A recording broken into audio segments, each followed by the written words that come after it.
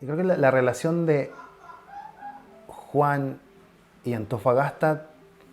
yo creo que en algún minuto fue emocional y tuvo que ser por decisiones familiares, que fue el hijo más pequeño de mi abuela, y en algún minuto en este caso todos mis tíos se fueron y fue el hijo más pequeño que quedó en la casa. Y después falleció el papá, es decir, falleció mi abuelo. Entonces mi papá quedó con su mamá y yo muy chico. Entonces eso obviamente fue algo que mi papá jamás pensó en irse de esa situación. Al contrario, se arraigó en su madre y obviamente en la familia, y eso fue un punto para que él decidiera quedarse en tiempos difíciles también. Entonces partió un poco por decisiones emocionales,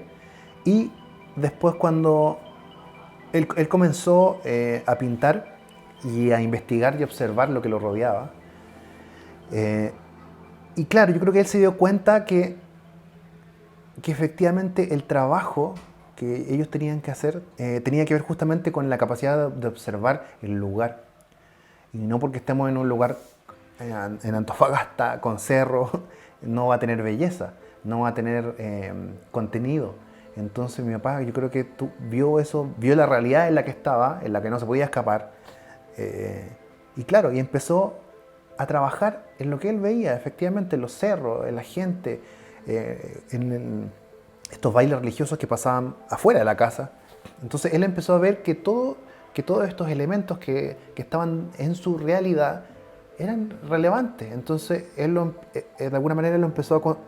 a traspasar todos estos elementos que él veía de la realidad a su mundo imaginario o a su mundo creativo, y empezó a evolucionar dentro de ese mismo tema. En el fondo se especializó en el mismo. Eh, eh, y por supuesto también en sus obras y en los murales, que también en la parte mural, que incluso es un tema como aparte casi, se puede ver esto, se puede ver que mi padre en su obra tenía mucho lo que tenía que ver como con lo humano, el dolor. La mayoría de los murales son celebraciones o gente, o mucha gente, y casi todos están con las manos así. Entonces, como la solidaridad o el compañerismo en minutos quizás difíciles, y también y los colores son oscuros, entonces como era un minuto donde había que estar así para poder resistir de alguna manera. Yo creo que en ese sentido sí se nota bastante bien esa parte de la obra de mi padre. Y después, cuando pasa el tiempo,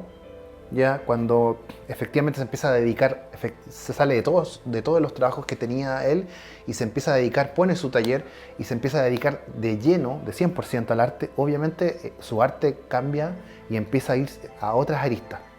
a la mujer, a la naturaleza muerta, empieza a trabajar más la parte del muralismo, y la obra empieza a tomar otras líneas, hasta obviamente lo final, que